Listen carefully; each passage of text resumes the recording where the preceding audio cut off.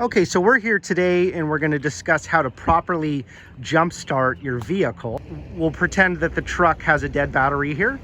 And so first of all, you want to find the battery on the good vehicle.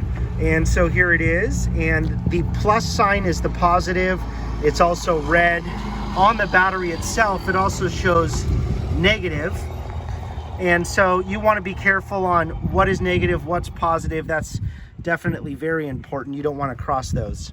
On the other vehicle, it's also pretty clearly marked.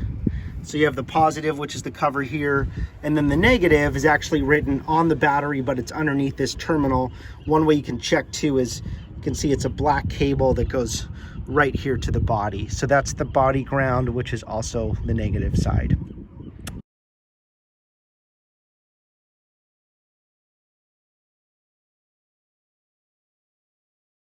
Okay. So next step would be to pull this cover off. So now we expose the positive side, that just lays there, and pull this cover off here. That's the positive side on the truck. We'll go ahead and get our jumper cables.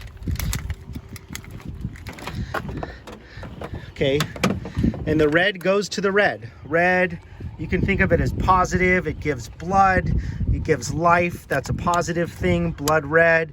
Another way to think about it is, if you're familiar with boats at all, the port side of a boat is the red color. There's also port wine, which is a red color, and that's also a positive thing. So anyways, we put on a good connection. This is a really important piece that people miss, is the actual connection to the battery terminal. So I'm gonna find a spot that only shows the metal, and we're gonna connect to that point. So I see literally metal everywhere here. So I'm gonna connect that side. Okay, and then the second thing I do, I'm gonna try to get around here. The second thing I do is give it a good shake, because sometimes that metal is coated with dirt or corrosion, and by giving it a good shake, it's gonna dig down deeper and make a good connection at the battery terminal. Okay, now nothing else is connected yet, as you can see. So now we're gonna find the other end of the cable. And again, it's positive. Let's come over here to the other truck and connect that cable.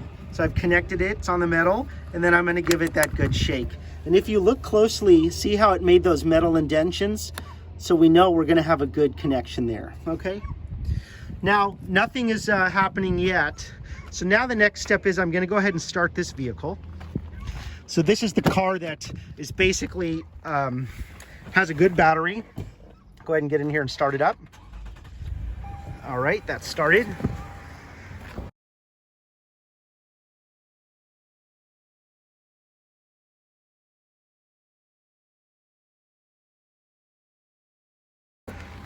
And that truck has the dead battery, remember. So now this is a critical portion now. So you have to make sure that these negative cables don't touch anywhere on the vehicle. So you can see this one's hanging right here, that's fine. It's not touching metal, it's not touching plastic, it's not touching the painted surface of the car. And then, because as soon as we connect this side, we're gonna have a circuit that'll basically complete. So I'm gonna connect down here, the negative side cable. I'm gonna grab on here and I'm gonna wiggle just like we did the positive side. So now I have a good connection. And then I'll come over here and I'm gonna make this last connection. Now, it might spark a little bit, but as long as we have the negative to negative and positive to positive, you know, we'll be in good shape. Oh, before I connect this, you wanna go inside your vehicle and make sure that the key is off and that the key is out of the vehicle. Probably keep it in your pocket, because when you connect this battery, you don't wanna have the key on where the car might have a voltage spike and damage a computer. Also, the alarm could go off on the car, so it's good if you just have the key in your pocket so you can disable the alarm, okay? So before we started, I made sure that the key was taken out of this truck. So now we'll go ahead and make the connection. Okay, made the connection. We'll give it a nice little shake like that. So now we have positive and negative here, and we have positive and negative here. Now at this point, depending on how dead your battery is, you may want to let your vehicle run, the vehicle that's currently running, let's let it run for about 2 to 5 minutes so it sends some of its charge all the way into the dead battery, okay? And the other thing you can do to help that is get inside the vehicle that's running and bring the RPMs up to about 1,500 to 2,000. And so what's happening now is the alternator from this Toyota Highlander is charging up both batteries essentially. So we'll let that go from 2 to 5 minutes, and that way the other car gets a little bit of charge inside of its battery. Now, while that's charging up, I want to explain one other thing.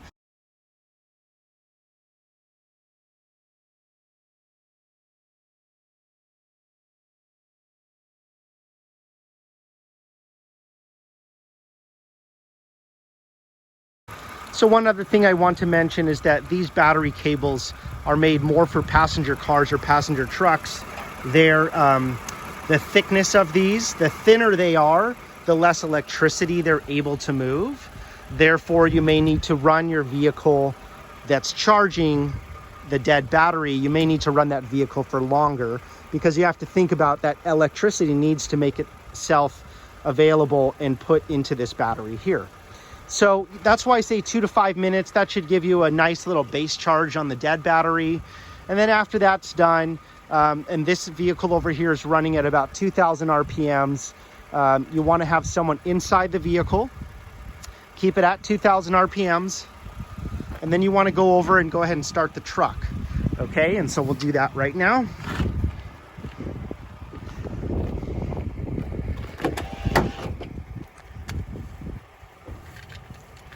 Okay. So remember, the key was out during this time. So now we'll go ahead and put the key in. Turn it to the on position. Let all the lights come on. Let everything get warmed up. Okay, and now that we're ready to start it, it's about 5 seconds or so. Now I'll go ahead and crank it over. Perfect. So now the truck's running. And again, since the battery was so dead, we're gonna leave the truck running here. You don't need to rev it up or anything wild.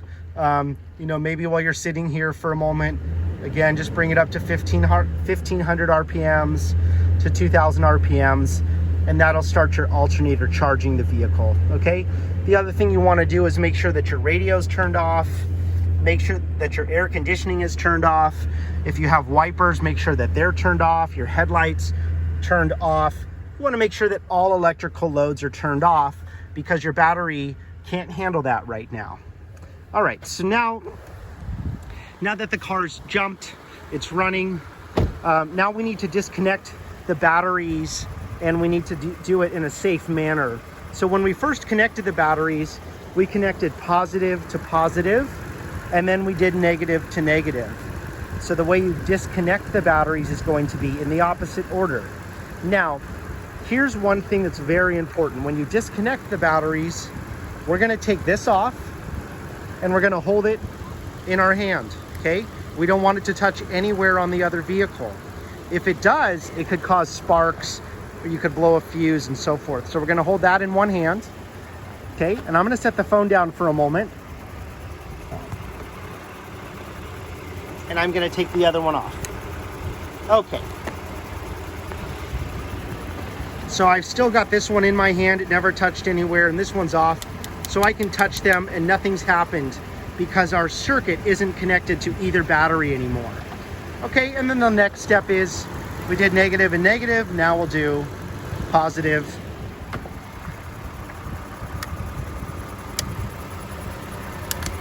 and positive. Okay, so now both vehicles are running. And that's how you properly jumpstart a car, and then disconnect the cables when you're done. Thanks so much.